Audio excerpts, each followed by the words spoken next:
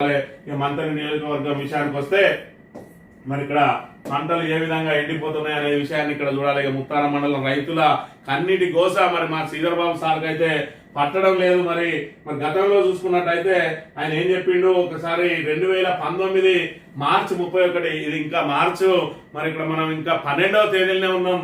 మరి 2019 సరిగ్గా 6 సంవత్సరాల క్రితం ఇక్కడ సాగునీటి కోసం ఆ రోజులలో ఏ రైతు కూడా సాగునీటి కోసం రోడ్డు ఎక్కలేదు. ఒక రోజు 2 రోజులు తడి ఆరిపోతేనే నీళ్ళు వస్తలేవు అన్నారు. ఈ రోజు పూర్తిగా పశువులకు మేతగా మరి ఇక్కడ మన పశువులకు మేతగా మార్చే దుస్థితి నెలకొన్నది.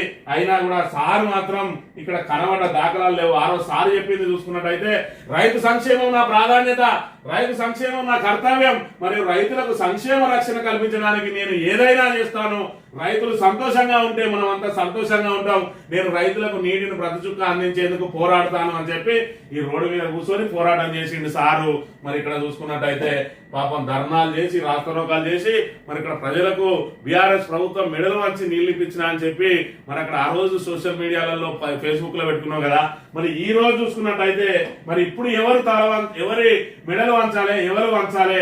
ఈ రైతుల గోసలు ఎందుకు మరి పట్టించుకుంటలేవు? నీ బాధ్యత, నీ కర్తవ్యం. మరి రైతులకు నీటి సుక్క అందించలే నీ కర్తవ్యం అన్నావు కదా. ఇవాళ నీటి సుక్క మరి ఎందుకు అందియలేకపోతా ఉన్నావు? ఈ రోజు ప్రభుత్వం నీ చేతిలో ఉన్నది. నెంబర్ 2, నువ్వే చెప్తే రేవంత్ రెడ్డి అదే ఇంటా అంటా ఉన్నాడు. మరి నీ రైతులకు నీరు అందడానికి ఎందుకు ప్రయత్నం చేస్తలేవు? ఈ రోజు కాళేశ్వరం ప్రాజెక్టును ఎండబెట్టిన పాపం ఎవరిది? ఈ రోజు అన్నారానికి చెక్కు చెదరలేదు ప్రాజెక్టు, అదేవిధంగా సున్నీల ప్రాజెక్టు చెక్కు చెదరలేదు. అయినా కూడా గేట్లు ఎత్తి నీళ్ళన్నింటినీ కూడా బయటకు పంపి ఈ రోజు గోదావరిని ఎడారిగా మారుస్తా ఉంటే నీ నియోజకవర్గం మరి ఇక్కడ పూర్తిగా భూగర్భ జలాలు అడగంటిపోయి రైతులు మరి ఈ విధంగా కన్నీళ్లు గారుస్తా ఉంటే మరి ఏదైతే హైదరాబాద్ లో రాజధానిలో మకాం వేసి మరి ఐటీ అని పరిశ్రమలని మరి విదేశాల నుంచి వచ్చే వాళ్ళను మరి ఇక్కడ హక్కున చేర్చుకోవడం కోసమో లేకపోతే వాళ్ళతో కొత్త పరిశ్రమలు పెట్టించడం కోసమో నువ్వు ఈ రోజు మంత్రిని నిరుద్యోగ యువతకు అక్కడ తీసుకుపోయి ఒకరికి ఉపాధి కల్పించింది లేదు, నీ సొంత సంస్థలలో ఉపాధి కల్పించింది లేదు. ఆఖరికి మరి ఇక్కడ ఎవరికి వాళ్ళు వ్యవసాయం చేసుకుంటూ బతుకుతుంటే వాళ్ళకు కనీసం నీళ్ళు ఇప్పేవు.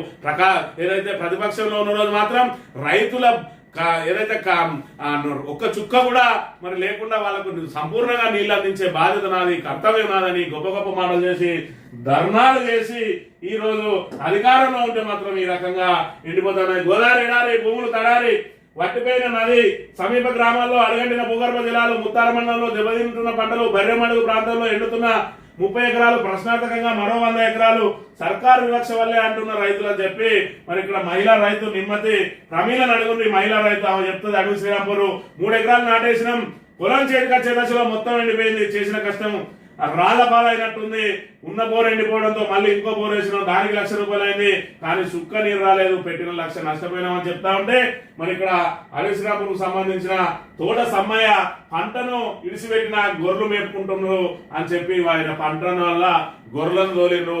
దీనికి అంతటికి కారణం నువ్వు కాదా శ్రీధర్ బాబు? ఒక్కసారి ఆలోచన చేసుకో. మంత్రి నియోజకవర్గంలో గిన్నీస్ బుక్ ఎక్కినటువంటి కాళేశ్వరం ప్రాజెక్ట్ ఉన్నది.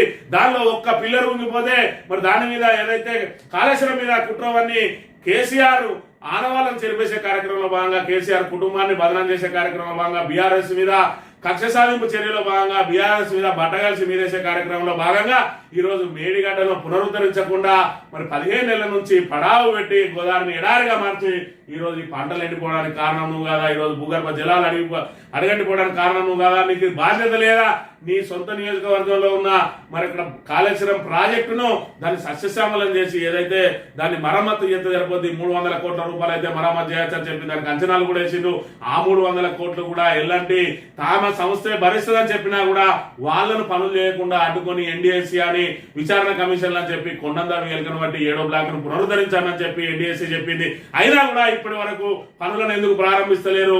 మరి ఇక్కడ చూసుకున్నట్టయితే రైతులకు ఏ రకంగా అభయం ఇస్తానో శ్రీధర్ బాబు చెప్పు. వీళ్ళకు పంట నష్ట పరిహారం కట్టిస్తావా? ఎన్ని పంటలు ఎండిపోతే అంత ఎకరానికి 30,000 40,000 చొప్పున కట్టిస్తావా? ప్రతిపక్షంలో ఉన్నప్పుడు మాత్రమే నీకు ప్రజలు గుర్తుకొస్తారా? అధికార పక్షంలో ఉన్నప్పుడు మరి రైతులు గుర్తుకు రావడం లేదా? నీ కర్తవ్యం, నీ బాధ్యత మరి ఏదైతే చెప్పినావో ఏది నీ కర్తవ్యం, ఏది నీ బాధ్యత?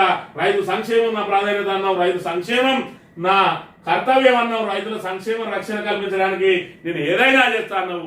కనీసం ఏదైనా చేసిన అవసరం లేదు, గిన్నెని నీళ్ళీ చాలు అని చెప్పి ఇక్కడ రైతులు మరి అంగలాడుతున్న పరిస్థితిని మనం ఇక్కడ చూడవచ్చు.